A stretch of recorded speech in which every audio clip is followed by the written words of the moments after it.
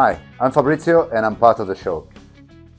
So I started in about 2000, 1996, 2000, I can't remember, working for my local PA company in Bellinzona, Switzerland. It was called K-Sound, and they would come to our to the school, do concerts there, the usual get-together, yearly get-together, and I started helping out as a volunteer, and then the same year I started working for them during the summer holidays, so doing festivals, and from there I went on to study in London and working afterwards in the rock and roll industry with Britannia Row and other companies over there.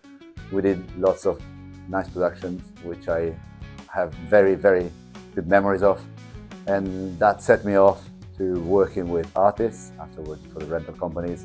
And since working with the artists, I've not stopped in about 15, 18 years, touring the world with the likes of Calvin Harris and David Bisbal and many, many more. And now I started my small rental company, focusing on working with small artists, up-and-coming artists, which I try giving something back by helping them out with very competitive prices for taking out systems that are very compact and they can tour small clubs with rigs that are actually what big guys use. So doing kind of an arena tour in a small club and making it very affordable so that their quality is greatly increased, even though they don't have a big budget like the big guys do. But so I'm really trying to making the show better for more people.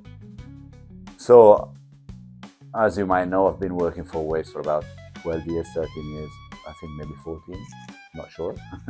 So, and I've got, I'm working on different levels. So I've got Waves, got my little rental, and I'm an engineer at heart, sound engineer.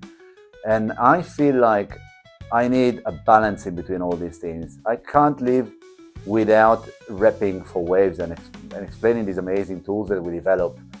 But also, I really can't live without having my own equipment, because I'm really, really into equipment. I really like exploring new equipment, getting the best equipment I can get hold of, all the top tier brands, the flagship products and all that kind of thing, because they are there because of a reason. They're the best in the business, and I really like being the best in the business, even though I'm on a tiny little scale. But I also can't live without mixing, which is what I've always enjoyed doing. And the buzz you get before a show and during a show, the pressure of mixing 150, 200 channels in front of 20, 30, 50,000 people, or when you're mixing some broadcast shows, some very big broadcast shows with millions listening into your mix, it's a buzz you don't really get from the other two things. So it's a fine balance. I need all of it. I'm not a person of only one thing. I just did everything. So I really like working with young artists because I bring my experience of the big shows and I try implementing what I've learned over the last 20 odd years and bring it to smaller artists who listen to me, because I'm really trying to give them the tips to get better and have a better show. And better show means they get more exposure, we all get more work, they are growing as an artist, and I really like the idea of growing artists. It's something that I think it's a bit left aside from the big rental companies. They always try, yes, I'm working with small artists, but those small artists are all signed artists with a record label behind and big management. I like the other side, where the artists pay my service out of their personal bank account. And so I'm really looking at the fine detail on the gig, so that I'm really trying to make their money go the extra mile. It's not about the quick buck for today. It's about, in 20 years, these guys will want me, my company, my friends, working with them still, because I've grown them and I work with them, very ethically, and not something, just a small business that is trying to become big. I have no interest in becoming the biggest rental company. I like independent, and just make a living out of it and grow new artists. So where we're going next? So I started on analog. Back in the days, we used to tour. Amic Recall was an amazing desk. So it was a kind of hybrid. It was fully analog console with Rupert Neve recall. So you would spend the changeover, the festival, just putting the settings back to where they were during the sound check, with Rupert Neve's voice saying more, stop, and that kind of thing. It was amazing.